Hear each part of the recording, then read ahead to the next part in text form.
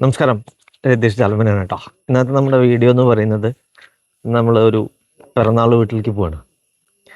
ബാക്കി കാര്യങ്ങൾ ഞാൻ പറഞ്ഞുതരാം. അത്തിക്കോട് അമ്പലത്തിൽ സ്ഥിരമായിട്ട് നാമം ചെല്ലുന്ന ഒരു അമ്മയുടെ പിറന്നാളാണെന്ന്. അപ്പോൾ അവിടെ നിന്ന് പോവാം നമുക്ക്. ഇന്നത്തെ വീഡിയോ അതാണ് കേട്ടോ. ഞാൻ അവരോട് സൂചിപ്പിച്ചിട്ടുണ്ടായിരുന്നു രാവിലെ അമ്പലത്തിലേക്ക് വന്നപ്പോൾ, ഞാനൊന്ന് കഴിഞ്ഞാൽ വരുന്നുണ്ട്, ഞാനൊരു വീഡിയോ എടുക്കുന്നുണ്ടെന്ന് പറഞ്ഞിട്ടുണ്ടായിരുന്നു. അപ്പോൾ അതുകൊണ്ട് തന്നെ അവർ പുറത്ത് നിൽക്കുന്നുണ്ടായിരുന്നു. ഇതാണ് വെള്ളേക്കാട്ട് പൂമംഗലം എന്ന റോട്ടിലെ ലക്ഷ്മിക്കുട്ടിയമ്മ. അപ്പോൾ എന്നെ കൊണ്ട് കഴിയുന്ന വിധത്തിൽ ഒരു ബർത്ത്ഡേ ഗിഫ്റ്റൊക്കെ കൊടുത്തു കേട്ടോ.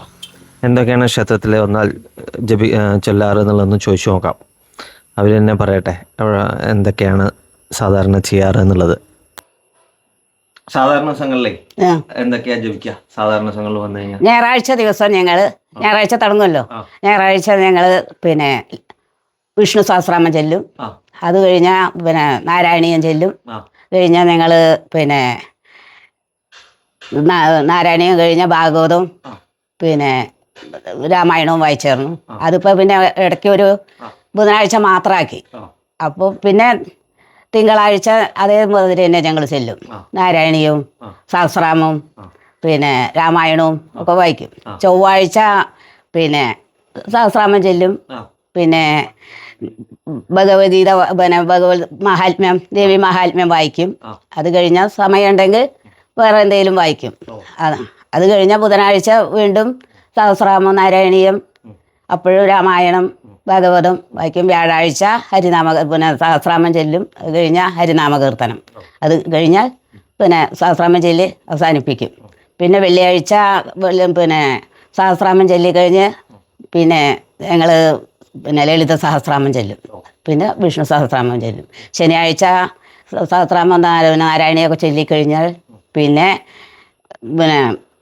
ഇത് എന്താ പറയുക, ഭഗവത്ഗീത അത് വായിക്കും. അതൊരധ്യായം വായിക്കും. അത് ഓരോ ദിവസവും ഓരോന്നാണ്. ഓരോ ക്ഷേത്രത്തിലും ഇതുപോലുള്ള ആളുകൾ ഉണ്ടാവും അല്ലേ? അതായത് നമ്മളുടെ അടുത്തുള്ള ഒരു ക്ഷേത്രം എടുത്തു കഴിഞ്ഞാൽ ആ ക്ഷേത്രത്തിലെ കമ്മിറ്റിയിലെ അംഗങ്ങൾ, ജീവനക്കാർ, അതല്ലാതെ ആ ക്ഷേത്രവുമായി ബന്ധപ്പെട്ടിട്ട് അവിടേക്ക് വേണ്ടി അവരുടെ ആയുസിൻ്റെ ഒരു പകുതി ഭാഗവും അല്ലെങ്കിൽ ഭൂരിഭാഗവും ഒരു ലാഭ്യതയും ഇല്ലാണ്ട് ആ ക്ഷേത്രത്തിന് വേണ്ടിയിട്ട് പലവിധ കാര്യങ്ങൾ ചെയ്തിട്ട് പ്രവർത്തിക്കുന്ന ആളുകളുണ്ടാവും അല്ലേ? അപ്പോൾ അവിടെ ഞാൻ ജോലി ചെയ്യുന്ന അത്തിക്കോട് നരസിംഹമൂർത്തി ക്ഷേത്രത്തിൽ ഇതുപോലെ കുറച്ച് അമ്മമാരുണ്ട്.